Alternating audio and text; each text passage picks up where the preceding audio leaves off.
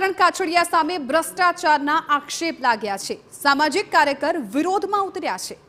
અમરેલીના દેવળિયા ગામના સામાજિક કાર્યકર નાથાલાલ સુખડિયાએ પૂર્વ સાંસદ નારણ કાછડિયા સામે 4 બાબતોને લઈને ભ્રષ્ટાચારના આક્ષેપ કર્યા છે।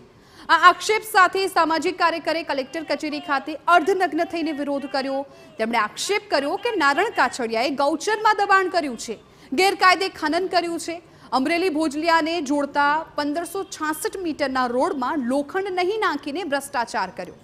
ઉપરાંત અમરેલી મહુવા જેતપુર હાઈવેમાં પોતાના લાભ માટે ભ્રષ્ટાચારનો પણ આક્ષેપ લગાવ્યો। આ બાબતે નાથાલાલ સુખડિયાએ નારણ કાછડિયા સામે તપાસની માંગ કરી છે। ઉલ્લેખનીય છે કે અર્ધનગ્ન થઈને વિરોધ પર બેસવા બાબતે નાથાલાલે 7 દિવસ પહેલા તંત્રને અરજી આપીને જાણ કરી હતી અને આ અલ્ટિમેટમ પૂરું થતા તેઓ વિરોધ પર ઉતર્યા। આ મામલે તંત્રે તપાસ માટે લેખિત આદેશ કરતા હાલ પૂરતું આંદોલન મોકૂફ રખાયું છે।